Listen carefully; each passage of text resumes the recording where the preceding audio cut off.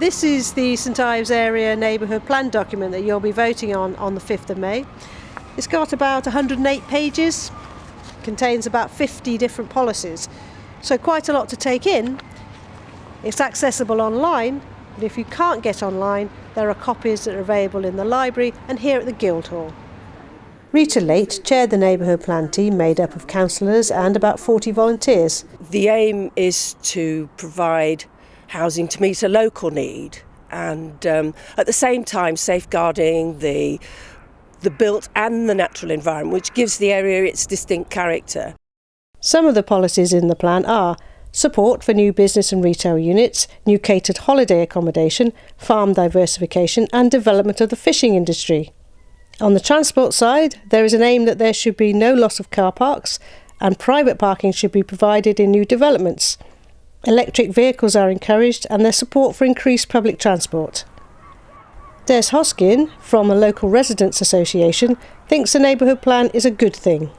I'm happy to see that there are various pockets of development for the maximum of 50 dwellings, because we've had a large number of planning applications recently which tend to create new neighbourhoods or new towns, and St Ives is such a small area that we can't cope with all that. There's not enough infrastructure, the roads through the land absolutely chock-a-block with traffic, the schools are full, so the neighbourhood plan allows small pockets of development and hopefully it will create some houses for local people. Hopefully it will protect the current green open spaces. I think it's essential that where there are pockets, for example, between Carbis Bay and Lelant, that shouldn't be built on, otherwise it'll become a complete urban sprawl. So it's those areas, and we do need to protect our beautiful beaches and the coastline. By contrast, Cheryl Canning is not happy. Anything new build, I understand it to be, that shouldn't be holiday homes anymore. And whilst I appreciate that it is difficult for local people to afford to buy property here, I don't really think that St Ives is anywhere unique in that, because for as long as I can remember, when I was young, I couldn't afford to live in the same village as my parents, no way. And fishing is finished here, mining's gone, the only income that we have in St Ives is tourism.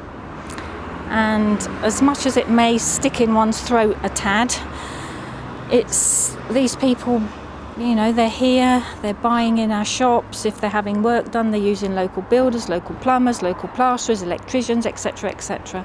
We do rely on tourism and it's very important to our economy. So I shall be voting against. So we've heard there's contention over the second homes or no second homes policy. But what does it actually mean for us living here? What it means is all the houses that are already built, all the houses that you can see, can be bought and sold in the same way as usual. It'll only be the new homes that will be built that will have this restriction, so people must live in them all year round. Other housing policies include any development to have 50% affordable housing in it. There's detailed guidance on the subdivision of properties, as well as how a development is designed and what impact it may have in the area it's proposed for. If the neighbourhood plan is passed, all proposed development will still have to apply for planning permission in the usual way.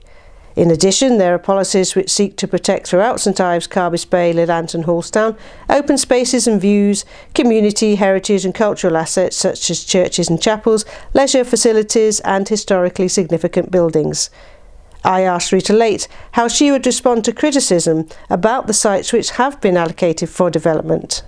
If we hadn't allocated any areas, then development could take place anywhere.